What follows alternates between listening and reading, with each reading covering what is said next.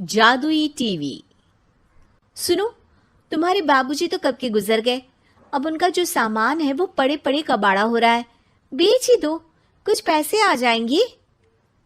बात तो सही है। अगले संडे फुर्सत में यही करेंगे।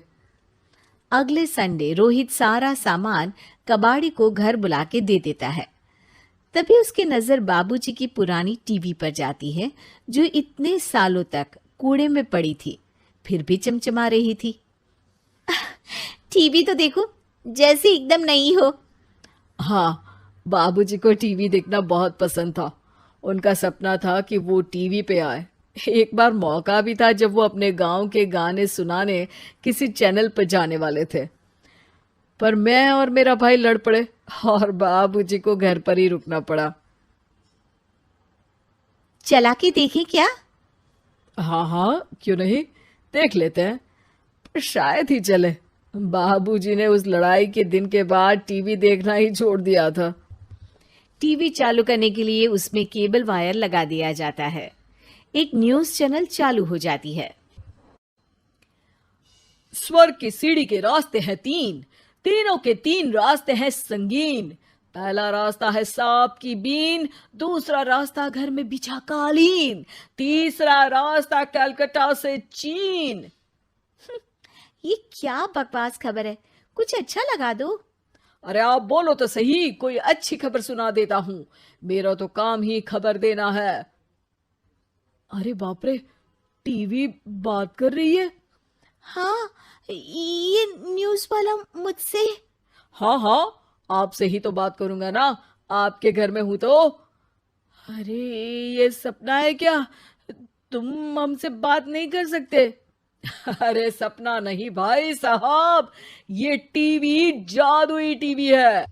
बोलो, क्या खबर सुननी है, वरना ब्रेक लेने का टाइम आ जाएगा। सुप्रिया घबरा के टीवी बंद कर देती है। वो क्या था? अरे एक बार और चालू करके देखे, फिर से बात करेगा तो चैनल बदल देंगे। सुप्रिया फिर टीवी चालू कर देती है। अरे ऐसा कोई मुंह पे टीवी बंद करके जाता है क्या? मुझे बुरा लगा आपका नेचर। चाय पानी तो पूछो। सुप्रिया टीवी के बटन से चैनल बदल देती है।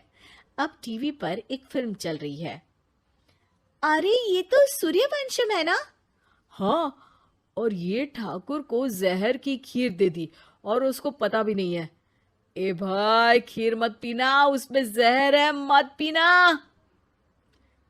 ठीक है महाशय, जैसा आप कहें। हाँ। अरे, आपकी बात मान ली, पूरी पिक्चर ही अब तो बदल जाएगी। मतलब ये सच में जादुई टीवी है? तभी वहां कबाड़ी आ जाता है। भैया, टीवी के 150 रुपए दूंगा, चलेगा? अरे 1.5 करोड़ में भी ना दे तुमको ये टीवी हम। अरे 1.5 करोड़ खरीदने को होते तो तुम्हारे घर में ये पानी चाय नहीं पीता, अंबानी या टाटा के घर बैठा कोल्ड कॉफी पीता। रोहित कबाड़ी का हिसाब करके उसे वहां से चलता करता है और अपने भाई शशिकांत को फोन लगा के बुलाता है। शशि थोड़ी ही देर में वहां पहुंच जाता है। क्या हो गया भैया? अरे बाबूजी का टीवी याद है? हाँ हाँ, जिसमें घुसे रहते थे हमेशा वो, और अपने को कुछ नहीं देखने देते थे। अरे वो अब जादुई टीवी बन गया है। भैया, आपकी बकवास करने की आदत अब तक नहीं गई। अरे आपके घर में बच्चे हैं, अब तो बड़ों जैसी बात करो। रोहित जाके टीवी चालू कर देता है। टीवी पर एक जादू का शो हो रहा है जिसमें एक जादूगर है। अब मैं अपनी टोपी में से कबूतर निकालूंगा। श्रिंग ब्रिंग शरिंग बम फोपा फुफी फुफा पाउ। टीवी से कबूतर निकलता है और शशिकांत के सर पर आकर बैठ जाता है। भैया, ये क्या हो रहा है? भैया इसे उड़ाओ। ए कबूतर, जा जा, कबूतर चल निकल।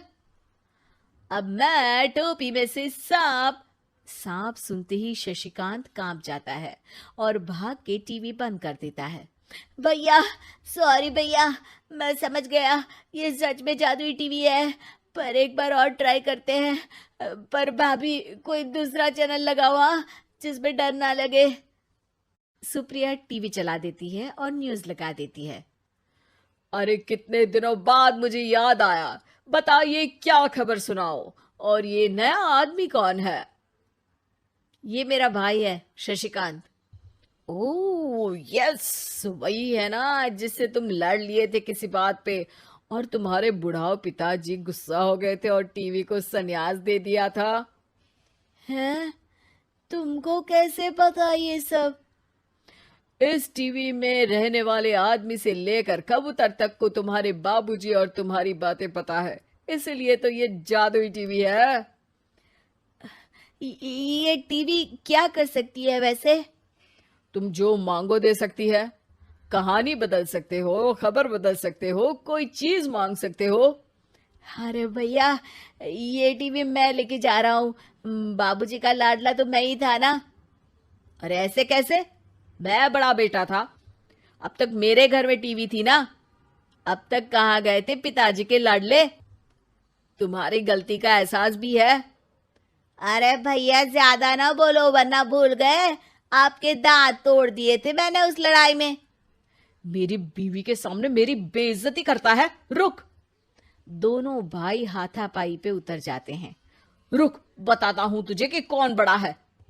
अरे छोटे का दम तो देख लीजिए आप। ये खबर आपके बाबूजी को देता हूं।